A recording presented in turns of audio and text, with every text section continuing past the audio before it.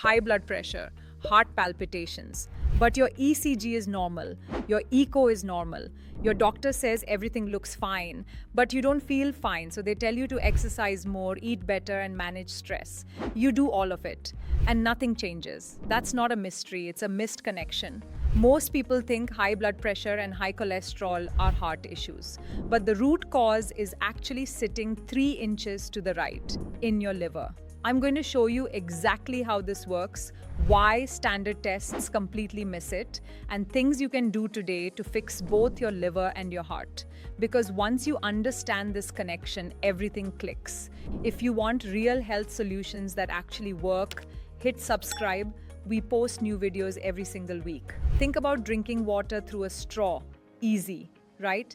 Juice, slightly harder. A thick milkshake is much harder. That is exactly what your heart goes through when your liver is congested. Here is how it works. Your heart does not just pump blood forward, it also pulls blood back from the liver. When your liver is healthy, blood flows smoothly.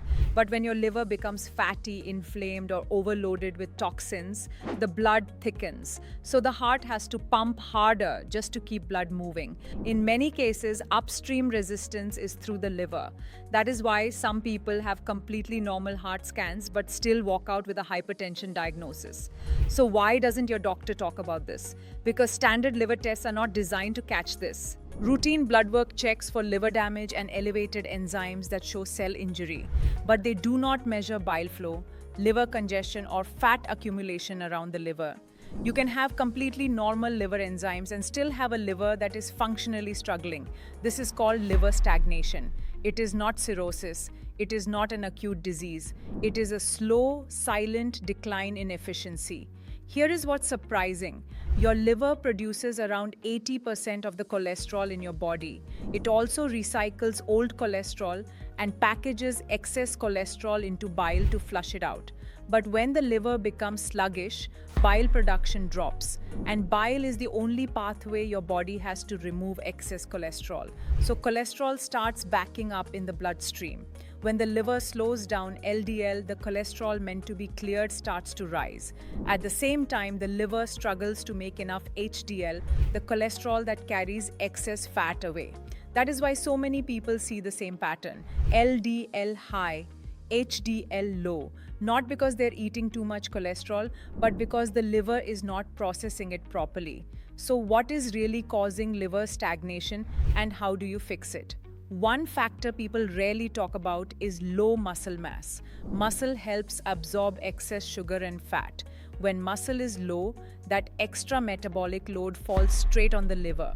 Then there is dehydration, late dinners, and poor sleep. When you don't hydrate well, bile becomes thick and sluggish. Another thing is hidden fat overload. Not just fried food, even many healthy diets are quietly high in fat.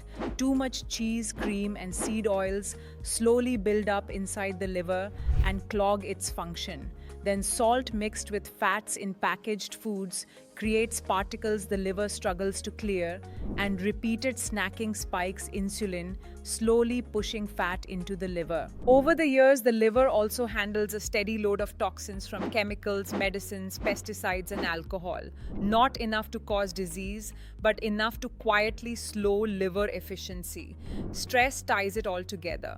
When stress becomes chronic, cortisol signals the liver to store more fat and disrupt cholesterol balance. Gut health plays a role too. Most of what the liver processes comes straight from the gut. So when digestion is off, the liver takes the hit. That's why even people who eat clean and exercise can still develop high cholesterol or high blood pressure. So how do you start fixing this in real life? Focus on 2 things. First, support bile flow, and second, reduce liver load. Start simple. Include bitter foods like methi dana, karela, or amla. These stimulate bile, which is how the liver clears fat and cholesterol. Along with this, NAC and milk thistle help a lot. They support liver detox pathways and help break down fat deposits. We have thousands of people who were helped with these ingredients. Next, fix your fats. Cut down refined seed oils.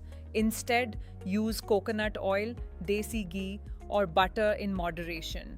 Omega-3s are crucial for the liver and heart. And remember, nuts help, but they aren't enough for omega-3 needs. If you don't eat fish regularly, start taking a fish oil supplement. My Duty Krill Omega Complex is a good option. Move daily, but don't overtrain as consistency matters more than intensity. Even a simple 15-minute walk after every meal helps control insulin spikes. Next is CoQ10. It is important for both liver and heart function because it helps produce energy inside your cells. It supports the mitochondria, which are responsible for powering organs that work continuously. In the liver, CoQ10 helps maintain healthy energy metabolism and may support the processes involved in fat and cholesterol handling. The heart, it supports cellular energy needed for normal muscle function and efficient pumping. However, CoQ10 levels naturally decline with age and can also be lower in people under long-term stress or those taking statin medications. That's why supporting CoQ10 levels may be helpful. You don't fix heart numbers by chasing the heart alone. You fix them by taking the load off the liver. When the liver starts working better, cholesterol stops fighting you, blood pressure calms down, and the heart finally gets a break. So tell me which habit you are starting today. Drop it in the comments. If this changed how you look at your reports, share it with someone who is doing everything right but still struggling. And for simple science-backed health guidance every week, subscribe and turn on the bell. I will see you next week.